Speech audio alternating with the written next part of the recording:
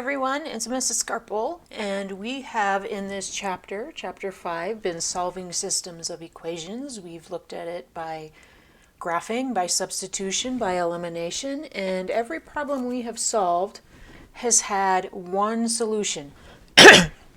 There's been one point that fit the solution.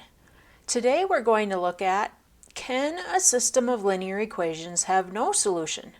Or can it have infinitely many solutions?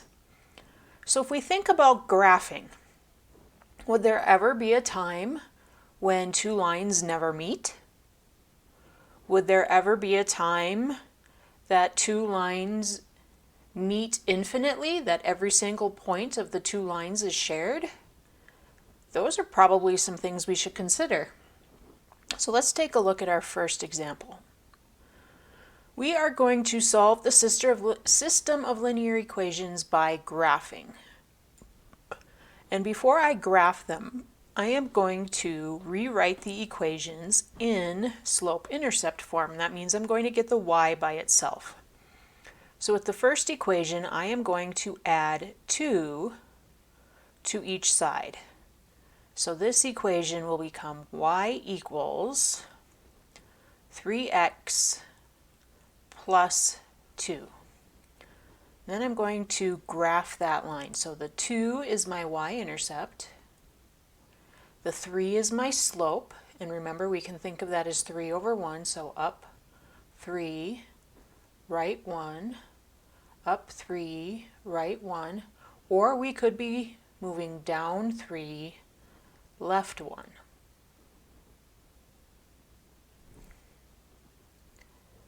And I am going to graph a line through those points.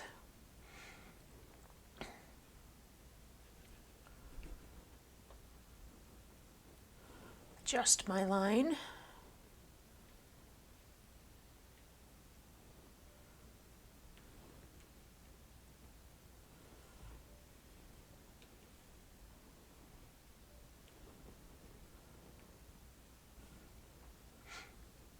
So that's the first equation. Second equation, to get y by itself, I am going to add 3x to each side. So I have the equation 3x minus 1 equals y.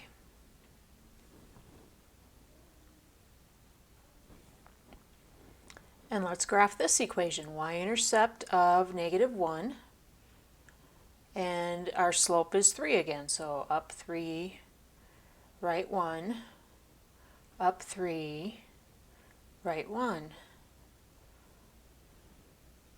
Well, we learned in chapter 4, when equations have the same slope, they are going to be parallel.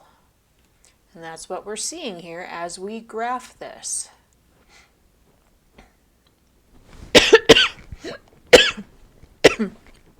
Excuse me, tickle in my throat. So if these two lines are parallel, that means they're never going to intersect. And if they're never going to intersect, that means there's never going to be a solution. So we would describe this as having no solution because the lines are parallel.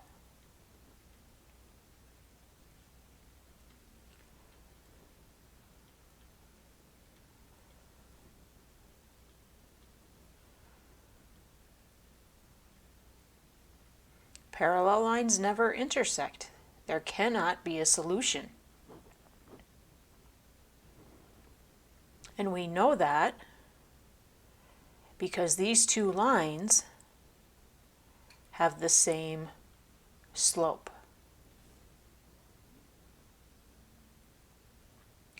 Let's take a look at our next example.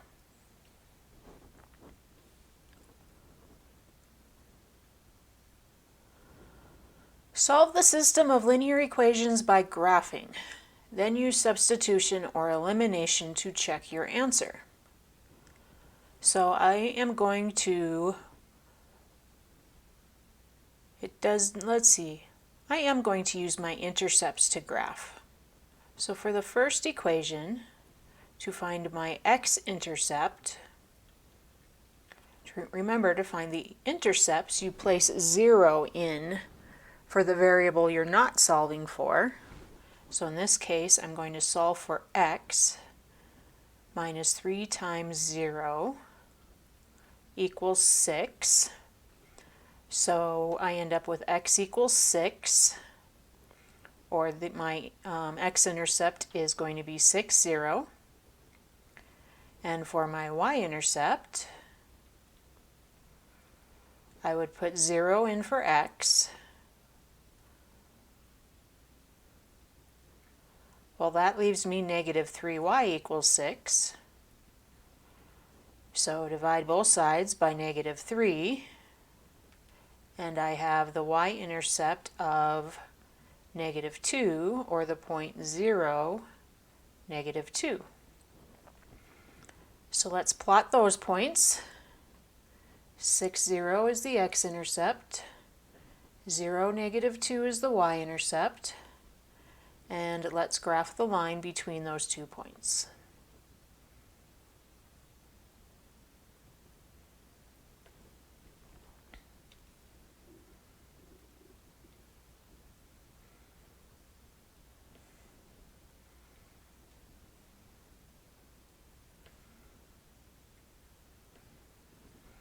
I'm going to find my intercepts for my second equation.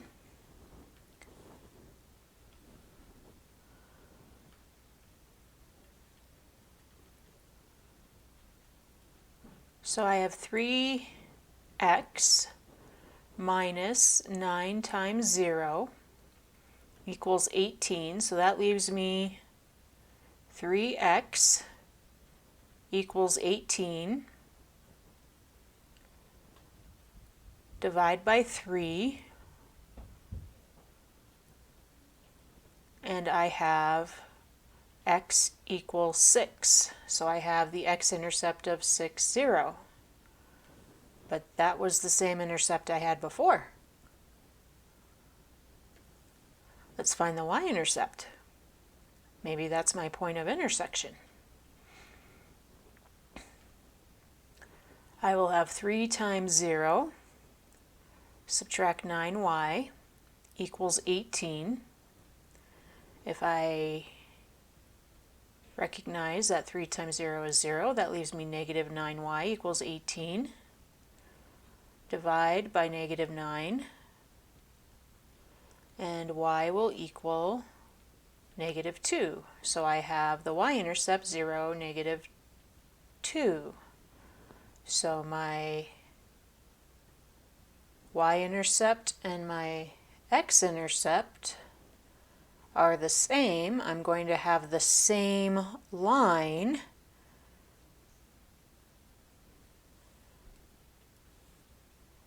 As we will see here.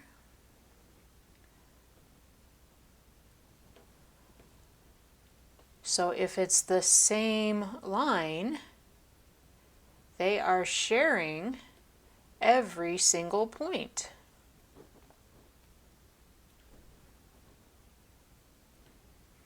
So if they are sharing every single point, that means that there are infinitely many solutions.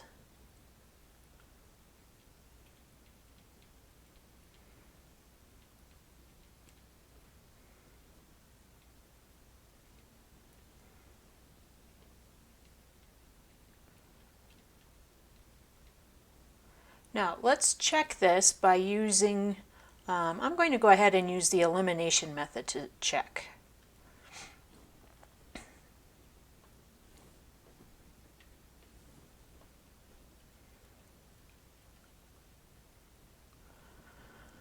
So we have x minus 3y equals 6 and 3x minus 9y equals negative 18.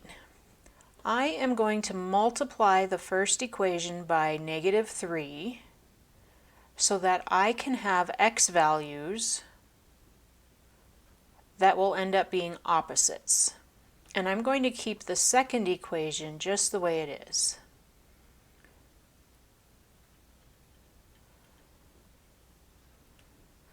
So after I multiply that first equation, I have negative 3x plus 9y equals negative 18. The second equation is 3x minus 9y equals positive 18. Now it's time to combine the two equations, and the negative 3x and the positive 3x cancel. That was our intention. But now we have a positive 9y and a minus 9y. They also cancel. So we need to say that our left side is 0 equals negative 18 plus 18 is also 0, which is a true statement. 0 does equal 0. And since that's true, we have infinitely many solutions.